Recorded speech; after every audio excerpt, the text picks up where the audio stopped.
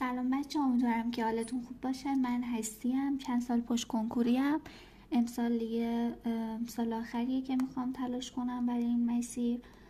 نتیجه که هرچی که بشه تو کانال میذارم.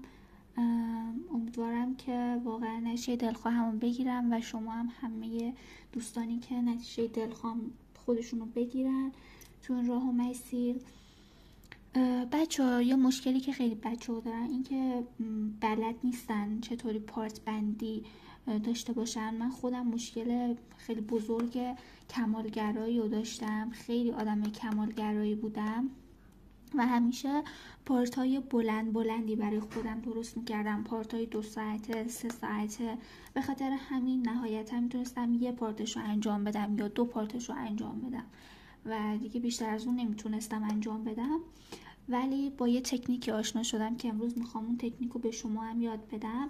اینه که شما به جای اینکه 1 ساعت 2 ساعت 3 ساعت پشت سر هم بشینید یه درسی رو بخونید، شما 25 دقیقه اون درس رو بخونید و 5 دقیقه استراحت بکنید. 25 دقیقه بخونید، 5 دقیقه استراحت بکنید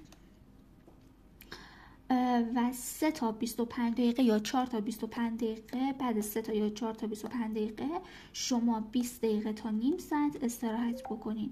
اینجوری خیلی راحت میتونین درساتون رو بخونین بدون اینکه خسته بشین و بازدهی بالایی هم میتونین داشته باشین و خیلی بهتره به نظر من. اینجوری راحت روزی 10 تا 12 ساعت میتونید با بازدهی خیلی بالا درساتون رو بخونید. امیدوارم که موفق باشید. تا ویدیوهای بعدی، خدا نگهدار.